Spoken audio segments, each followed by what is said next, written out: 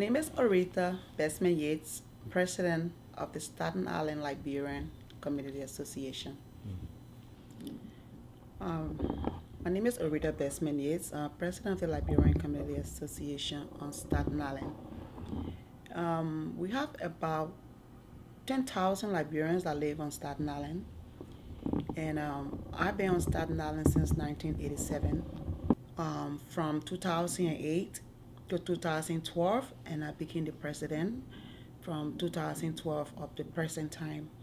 This is 2015. The Ebola outbreak hit this community very hard.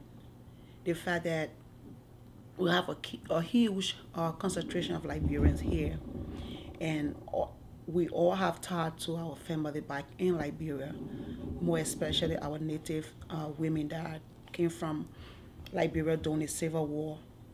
And the Ebola outbreak was worse than the Civil War. The fact that with the Civil War, people could run across border lines into neighboring African countries like the Ivory Coast, Guinea, and even Ghana.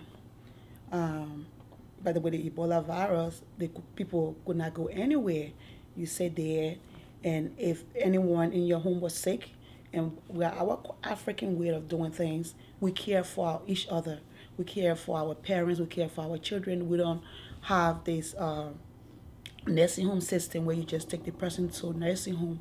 And our healthcare system in that part of Africa is, my gosh, one of the worst. Even America was not ready for the Ebola virus, that we could see as it was unfolding. So it was tough, where people had to sit there and people died. We have people on the island that lost as many as 17 family members from one group, from one family, and it was tough. And this news, as it was coming, it was like one of those things where you didn't know how to cry, you don't know who to cry for. And as the leaders, people were calling me this way and that way, and to pawn things out, the news media just, oh my gosh, just took over the community and was overwhelming for us. Yeah, up to this point, I'm not working. And according to the letter I got from my job, and they said I abandoned my job. I don't know, how can I abandon my job when you took me off a schedule, and I don't make the schedule myself. So, it is just, it been tough. You have a family to feed, you have mortgage to pay, you have bills to pay, and with no job. So it's been tough on my end. But I just tell God, thank you. Things could have been worse. And people in my community that were stigmatized, we as Liberians, Guinean, and Sierra Leonean was being called Ebola, that even our own children, are being targeted in the school for being Liberian, and like most of our children did not want to be called Africans because of the virus, because they were being stigmatized by their schoolmates and all of that. So yes, it was a tough road. It's still a challenge for most of us. We're still trying to get over it, and we're still trying to keep in contact with family members back home and try to talk to them. Washing your hands and making sure you are taking precautions when you get out there. The normal barrier way of doing things have to be ceased. We know our people pay respect to the dead, because if they feel that's their last time seeing the person, so they want to pay that respect. And so other things will have to slow down just to make sure this ugly disease called Ebola is eradicated out of Africa. For me, as the community leader, to be frank, I don't know, because we had a put a campaign telling people, like on the social media on social network, telling people I'm a Liberian or I'm an African, I'm not a virus, and so and we had the Wagner College, the students from the college came about telling their people and putting poster out telling people that it's not because I'm from West Africa I'm walking around with a virus.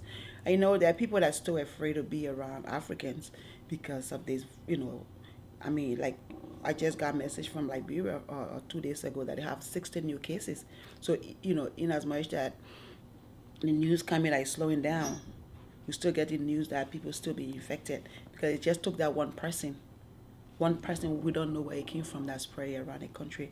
So we're taking precaution, and our neighbors are still stigmatizing us as I can, see it, and a little calm now because I think the news media, when they were carrying the story, people were being glued to the TV, kind of like, some people have short-term memory. It was just there and then, but they still have people that when they hear Liberia, like, oh my God, Ebola, or I'm from Guinea, oh Ebola.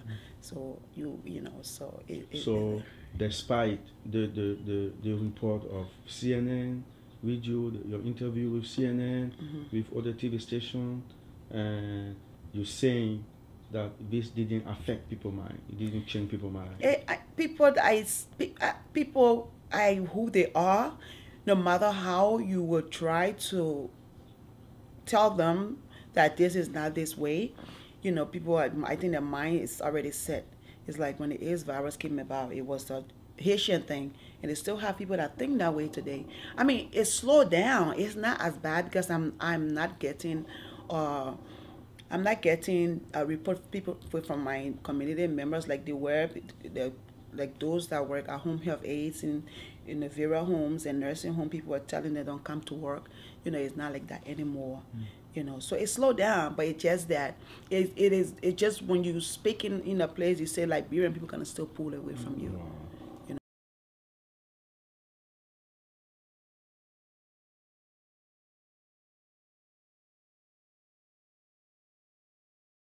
Or there are people telling me you could sue, you could do that.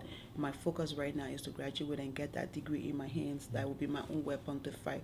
Because sometimes I think during difficult situation, that when you realize your potential and you fight towards it, so that actually, it was a bad experience, but it also gave me the courage to, because I'm a mother of 5 children and a wife, and I was a student at the same time, community worker, community member, leader actually.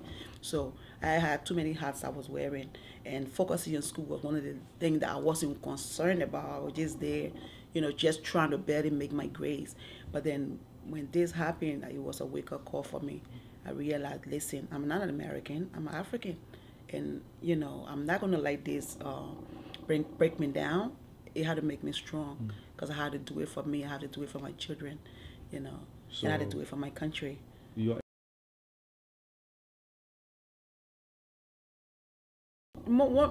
the African community as a whole, just in my own community that make my tax difficult.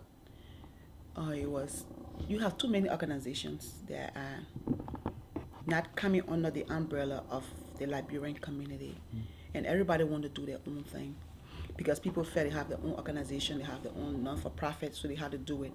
But I think together we could have done this faster and achieve our goals. The churches doing their own thing, because on Staten Island we have 13 different Liberian churches. I don't know for what. There's a little island. So you have 13 churches, you have different organizations within those churches and in the community, and I'm like the face of the community, where I have to go to the different meetings and bring back information. Then I have to go to the different churches to spread information and go to the different organization meetings, to tell them this is what happened in the city. So it's kind of tough on me, and I think if we had united ourselves, or if we do unite ourselves, they were talking about the Guinea, Sierra Leone, and Liberia. It's colonial power that divides us. We are one. The whole thing made me realize that, that if one thing affects me, it affects the Sierra Leonean person or a Guinean person. The fact that this Ebola virus just spread so fast like wildfire among us. It gave you a different approach in life, and not telling another man, oh, you're Sierra Leonean, I'm a Liberian. We are Africans, and we have to hold together as Africans. When you say the after effect of the virus that we are talking about now, the after effects, say that people that went blind from Ebola, and people are going blind. They were cured from it, but they are going blind. Children and men are impotent from this virus. And he's saying they have this stomach pain that comes on, and the pain is so unbearing that you want to eat the grass from the ground. how bad it is. And he said, we are suffering. We are suffering. We need the international community. If you and he's the guys like, if you guys in the America, wherever you guys are, to help us, medical. If you get, he even asked me for pain medication. Wow. And I'm like, pain medication. I say I can't bring pain medication to Africa because it's illegal.